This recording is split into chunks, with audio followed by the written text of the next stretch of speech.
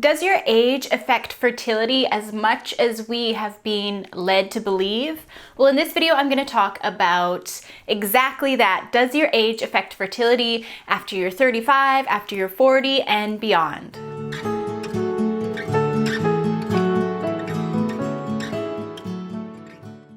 Hi, my name is Susan and this is the Oslims. Thank you so much for joining me again. So if you're like me, you spent most of your 20s trying to avoid becoming pregnant and possibly even into your 30s. As I was 31 years old and trying to get pregnant in my 20s, I thought that getting pregnant would be this incredibly easy thing to do.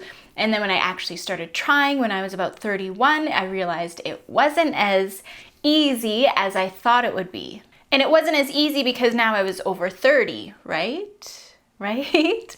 Well, that actually, the whole age thing that we have been being told might not be as true as we thought it was. So yes, age does affect a woman's fertility, statistically speaking, but is it really that huge of a difference? And is it really as big of a deal as the statistics make it out to be? Well, I don't really think so. And in this video, I'm going to explain to you why I don't think that age is such a big deal.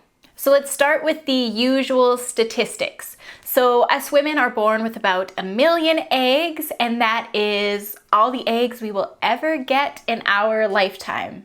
These eggs are constantly being weeded out, so by the time you actually get your very first period, you have about half that amount of eggs left, so 500,000 eggs left. Most eggs do not make it to maturity, so about 1,000 eggs die off every single month. So this means that during your entire lifetime, you will ovulate only about 500 eggs from, say, the age of 12 to 52, and then you get menopause, and then you're no longer releasing any eggs. So when your supply of eggs runs out, your ovaries will no longer be producing estrogen, and then you go into menopause. For most women, menopause starts at around the age of 50. So I just want to say I'm still just talking about the usual statistics here. So the usual statistics, your fertility drops dramatically after the age of 35. This happens because of the natural decline in quality and quantity of your eggs. As you age, the DNA inside of your egg starts to degrade because the eggs have been with us our entire life, and so they've been exposed to all of these damaging things that we have been exposed to throughout our lifetimes thus far. This exposure can lead to abnormalities in the egg cells, and once a cell has been affected and it is now abnormal, it can no longer be healed. So yes, yikes, that is like very scary statistics right there, and pretty much makes you feel like you have to get pregnant before 35, or your chances are very, very slim of actually getting pregnant, or if you do get pregnant, your babies are going to be abnormal because of the eggs or whatever else. Yes, these statistics, the usual statistics, are very scary. So now I want to expose you to where these statistics are actually coming from. So obviously they must be coming from our history as women. So how far back are we talking when we're talking about our history? Like 20 years ago? 100 years ago? So it turns out these statistics actually come from 300 years ago or more. So it comes from records from France from the 1700s. So this was a time way, way before modern day hygiene and plumbing and nutrition that we have today. Not only did people age much more quickly back then due to those factors, but the statistics themselves could be faulty. And looking back 300 years ago, how are we to know that 300 years ago they took sort of the same seriousness to science and to statistics as we do today? So the records themselves were strictly looking at the number of children that women were giving birth to based on their age. So these records do not take into account who was trying to get pregnant, who was trying to avoid pregnancy, or who was even having sex at all. It's also very important to note that the life expectancy during this time in France, where these records are from, The life expectancy was about 30 to 40 years of age. So if people are expecting to die at that age, I don't know, that's going to have a big impact on everything else statistically too, isn't it? So since that time, our life expectancy has obviously increased quite a bit due to things such as improved healthcare, clean running water, better nutrition, tons of different factors that are making us live longer nowadays. So all of those factors that are making us live longer can potentially obviously be improving our fertility rates as well. It's very difficult to compare the 1700s to our modern day lifestyles. It's so completely different. In fact, doctors only routinely started washing their hands before surgeries in the mid-1800s. So all of these things are very important to keep in mind when we start comparing ourselves to the women of the 1700s and comparing our fertility to the fertility of the women of the 1700s. Okay, so I know what you're thinking now. You're thinking like, sure, we have better sanitization and whatever else, better healthcare, blah, blah, blah, but we still only have a certain amount of eggs, and after that amount of eggs runs out, then we have nothing left, right? Well, guess what?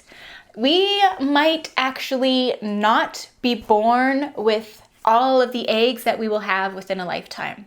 So there are new studies, but honestly, they're not that new. They're from 2012. So these studies are not new, but for some reason, it's not that widespread, like the knowledge of these studies. So what am I talking about? We might actually, or there is a good chance that we can actually produce more eggs throughout our reproductive years. So yes, it was previously believed that women are born with a certain amount of eggs and that is all the eggs we will ever have throughout the rest of our lifetime. But new research has shown that we do have stem cells inside of our ovaries which are capable of producing more eggs, capable of producing brand new eggs. So yes, the statement that we only have a certain amount of eggs forever for the rest of our lives might actually be incorrect. But I suppose this is just findings. You know, they have found these stem cells that we can produce new eggs.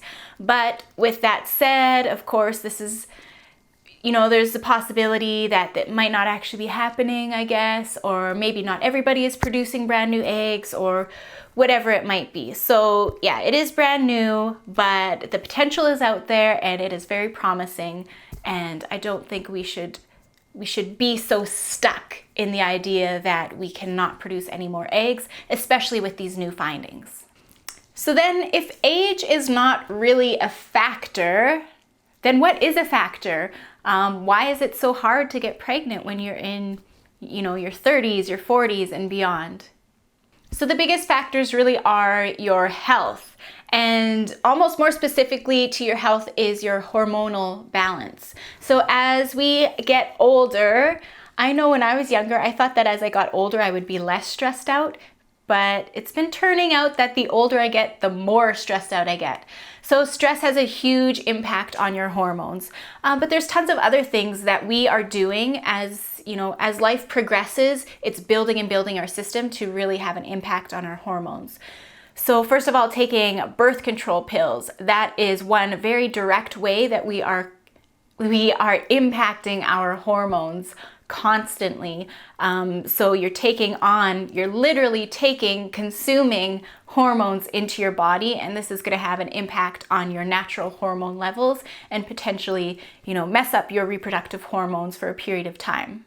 Other things that are happening with us, especially as we age, just because we have a longer period of time, is being exposed to xenoestrogens, xenohormones. So these are things, sort of pollutants, pesticides, plastics, things in our environment that are coming into our body and acting as estrogens or acting as false hormones, which can really have an effect on our hormones, a negative effect on our hormones. So as I said, just because we are older, that means means that we have been exposed to these xenohormones for a longer period of time. So really, no matter what age you are, but especially if you have been exposed to things that are going to alter your hormones for a longer period of time, you are really going to want to take charge of your health and take charge of your hormonal balance. And that is what is going to help your body to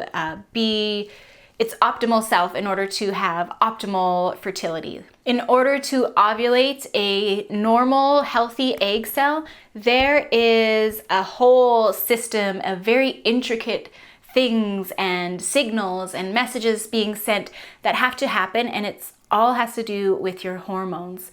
So we really need to look into what we can do to best support our hormones. High levels of stress, as I said, is a big one. And this is because if you are chronically stressed, which tends to happen if we are constantly worried about something within our life, whether it's worrying about work, finances, family, whatever, if we're constantly stressed, constantly worried, then we are constantly chronically producing stress hormones. And our body prioritizes stress hormones over our reproductive hormones. And this is because in our ancestral past, if we have high levels of a stress hormone, that sort of tells us that we are in danger, potentially in danger of dying, and that is a much higher priority to make sure that we survive, to deal with this stress rather than dealing with something like reproduction. So number one, bring your stress levels down. Another big thing is getting enough sleep. So don't underestimate the power of sleep. As you sleep, your body is repairing itself. So this is a very important one. If you miss out on the 8 hours or so of sleep that you should be getting, then you are missing out on all of that time that your body could potentially be repairing itself. Eat a healthy diet. When you want to be increasing your fruits and vegetables, just because those are things that you know have a lot of nutrition that your body is going to take on, and your body needs nutrition to be its optimal self. When you clean your vegetables, make sure you are cleaning them properly to get all of those pesticides and xenoestrogens off of them. Make sure you're getting lots of leafy greens and dark green vegetables, because the color green is really important for chelating, for removing heavy metals from your body. So this is going to help pull out some of those xenoestrogens. Make sure you are getting a lot of fiber in your diet, because fiber as well is going to pull out all of those toxins. So say you're on a detox or something and you have all these toxins sort of trying to be removed from your body. If you're not eating that fiber to attach to those toxins and pull it out of your body, then everything is just going to be recirculating instead. So make sure you get lots of fiber. Another important one is make sure you get a lot of healthy fats. So avocado, coconut oil, fish oil. You need healthy fats because our hormones are predominantly made up of fats and proteins. So you need to make sure that you have them. Do not go on a low-fat diet so that your hormones can have the nutrition that they need from that. It's also been shown that if you're on sort of the standard American diet, it is really beneficial for your fertility to cut out some of your meat proteins and replace them with vegetable proteins like beans and lentils and things like that. And this is probably mainly because of our meats, when they are grown on factory farms, they are being exposed to hormones and chemicals and all these horrible things. So that is my best guess as to why they say cut out your meat protein and substitute it with some plant protein to help your fertility. Number 4, avoid toxins. Yes, I guess I'm making a list of stuff now that you can do. I didn't even realize I was going to do that. So number 4, avoid toxins. As I said, all of these xenoestrogens, so they come in the form of BPA in your plastics, but it's a good idea to avoid any sort of plastics, from the plastics leaching into your food and leaching into your water. This can create a whole bunch of consuming of xenoestrogens. Just take a look at your daily lifestyle. So what are you washing your hair with? What are you washing your hands with? What are you cleaning your house with? What are you brushing your teeth with? So look at all the chemicals, all the things that you are exposing yourself to. If you're putting it onto your skin, it is absorbing into your body. So your skin is absorbent, you're taking on whatever you're putting onto it. So take a look at all of those things and just try to eliminate as much of the chemicals as you can. As I said, to washing your fruits and vegetables, make sure you are getting those pesticides off. A lot of pesticides are oil-based, so if you're not using a product that can break down an oil-based pesticide from your fruits and vegetables, so like a soap, sort of an emulsifier to take away the oil, then you might not be washing your fruits and vegetables well enough. The pesticides might still be stuck on there. So these are all just little ideas that you can go and research for yourself and figure out what products and whatever to use to suit your lifestyle. So that is basically it. The point that I wanted to get across to everyone was that this whole age thing that we are being scared into believing that, you know, if we are over 30, over 35, over 40, that our fertility is going to drop dramatically. It might not be as true as how they are making it. But on the other hand, as we get older, we have a longer period of time that we are being exposed to all of these harmful things that definitely could be affecting our fertility. So it's just another way of looking at it. Age is not necessarily, you know, sure, like it does affect it because we're being exposed to all these things longer, but on the other hand, it's not the age itself. It really is your health and your hormones and all of this other stuff that's happening. So I hope that by hearing this, you can find some hope and some inspiration to really just take charge of your health and take charge of your hormones and know that you can accomplish pregnancy as long as you're getting a regular period. That means that you are most likely ovulating regularly. So if you haven't hit menopause yet, then you do still have a chance of getting pregnant. So yeah, thank you very much for watching. As always, subscribe to my channel because I have lots of tips and tricks and information all about fertility and trying to conceive. I look forward to seeing you guys in the next video. Bye!